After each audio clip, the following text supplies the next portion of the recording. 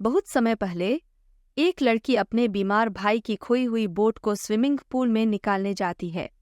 लड़की अपने बिस्तर पर लेटे हुए बीमार भाई से कहती है कि मैं उस बोट को तुम्हारे लिए लेने जा रही हूँ। उसका भाई बहुत बीमार था, इसलिए वह कुछ नहीं कहता था। लड़की पूल के पास आकर पानी में कूद जाती है, लेकिन अचानक कोई विचित्र शक्ति उसे पानी की गहराइयों में खींच लेती है। मरने के बाद लड़की अपनी माँ को देखती है। उसकी माँ को पूरा जोर लगाने पर भी बाहर कोई इंसान नहीं होता।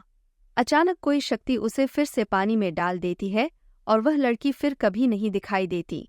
सीन यहाँ से चला जाता है और प्रेजेंट टाइम में रेकी परिवार को देखते हैं। ये लोग स्विमिंग पूल वाले घरों की तलाश में थे। एक दुर्घटना ने रेका सेंट्रल नर्वस सिस्टम क्षतिग्रस्त कर दिया, जिससे वह अब नियमित कार्यों जैसे चलना, फिरना और देखना ठीक से नहीं कर पा रहा था। वह बीमार था, इसलिए टीम से निकाला गया। हमने फिल्म के प्रारंभ में देखा था कि ये लोग रहने के लिए उसी घर में शिफ्ट होते हैं। ये लोग घर शिफ्ट करने के बाद पूल की सफाई करना सबसे पहले सोचते हैं। रे का हाथ कट जाता है जब वह सफाई करता है। ये लोग पूल की सफाई के लिए कुछ प्रोफेशनल लोगों को बुलाते हैं। इस पूल को अंडरग्राउंड से पानी मिलता था, इसलिए इन्हें खुद पानी नहीं देना पड़ा। इस पूल में नेचुरली पानी आता था। कुछ लोगों का कहना है कि यह पानी उनके लिए उपयुक्त हो सकता है। पूल की सफाई के बाद परिवार बहुत खुश होता है और पूल में कूदकर मजा लेता है। रे की पत्नी रात में पूल में स्विमिंग करने जाती है। वह स्विमिंग पूल के बाहर रे को खड़ा देखती है, लेकिन जब वह बाहर आती है वहां कोई नहीं था। रे की पत्नी इन सब बातों से घबरा जाती है और घर चली जाती है। कहानी की शुरुआत में दिखाई गई बोट को उनकी बिल्ली पूल के पास देखती है।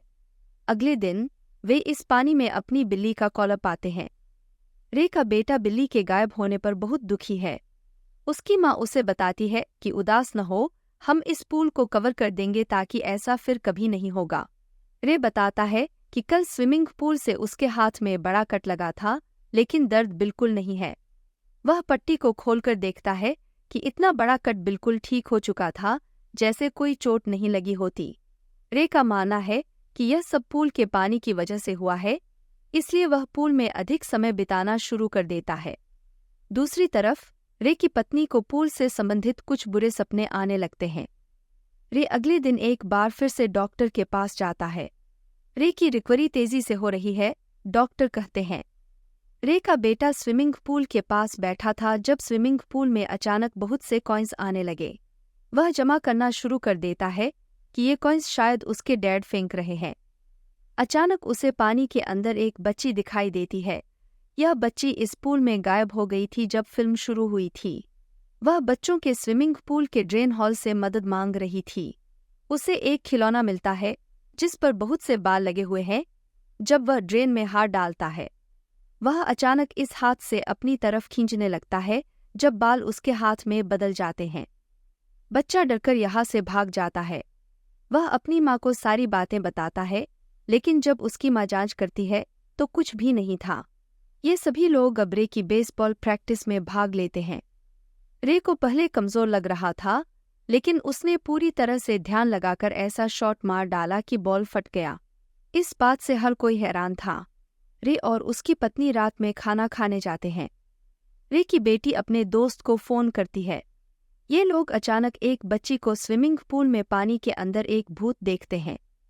डर से पूल से बाहर निकलने वाली थी, लेकिन वही भूत उसे पानी में खींच लेता है। स्विमिंग पूल के पानी से भी यह भूत उसे नीचे ले गया। लड़की स्विमिंग पूल में जाकर खुद को बचाती है। वह इतनी डरी हुई थी कि उसके भाई को भी पता चला कि उसके साथ कुछ गलत हुआ है। वह लड़का अपनी बहन से कहता है कि मैं जानता हूं कि इस पूल में कुछ गड़बड़ है और हमें मॉम डैड को बताना चाहिए। फिर भी वह लड़की कुछ नहीं कहती। रे का बेटा और बेटी इस बात पर सहमत है कि पोल उनके पिता को तेजी से ठीक कर रहा है और उनकी माँ भी खुश है, लेकिन वे अपने माता पिता को नहीं बताते।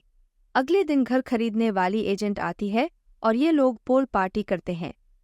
रे की पत्नी एजेंट से पूछती है कि पूल 15 साल तक बंद कैसे रहा जबकि इतने सालों में किसी ने इसका उपयोग नहीं किया। एजेंट बताती है कि कुछ सालों पहले यहाँ एक लड़की डूब गई, जिसके बाद लोग इस पूल से डर गए और इसका उपयोग नहीं किया गया। रे की पत्नी पूछती है कि उस लड़की का नाम रेबेका था या नहीं। एजेंट हैरान होकर पूछती है कि आप इसके बारे में कैसे जानते हैं। रे का बेटा पोल पार्टी के दौरान हर चीज पर नजर रखता है क्योंकि उसे डर है कि कुछ बुरा हो सकता है। रे एक बच्चे को पानी में ले जाता है जब पूल के अंदर एक काला साया उसे पोजेस कर लेता है और उसे पानी में ले जाता है। रे का बेटा यह सब जानकर अपनी माँ को बताता है कि वे बच्चे को बचाते हैं, लेकिन कोच का बेटा परेशान होकर FIR दर्ज कराने की धमकी देता है।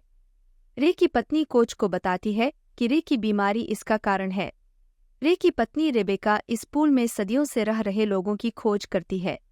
रे की पत्नी रेबेका की माँ से पूछती है कि रेबेका को क्या हुआ था और आपका बेटा कैसे ठीक हो गया और एक बड़ा आदमी बन गया।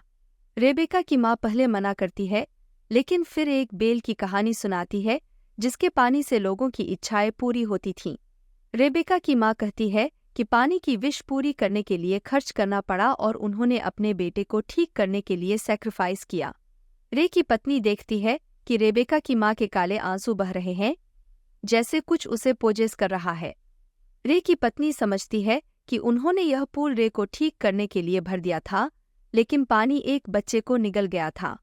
रे के बच्चे अपने माता पिता को खोजते हैं और पूल के पास उसकी बिल्ली की आवाज़ रे का बेटा सुनता है। पूल का कवर बंद होना शुरू हो जाता है जब वह बिल्ली को बचाने के लिए उसमें से कुछ खींच लेती है। रे की बेटी और उनकी माँ अपने भाई को बचाने जाते हैं। रे की पत्नी अपनी बेटी से कहती है कि वह रे को फ़ोन करें जब वे पूल का कवर खोलने की कोशिश करते हैं। किसी शैतानी शक्ति ने रे को अपनी बेटी पर हमला कर दिया। रे की पत्नी अपने बेटे को बचाने के लिए पूल में पाइप डालती है।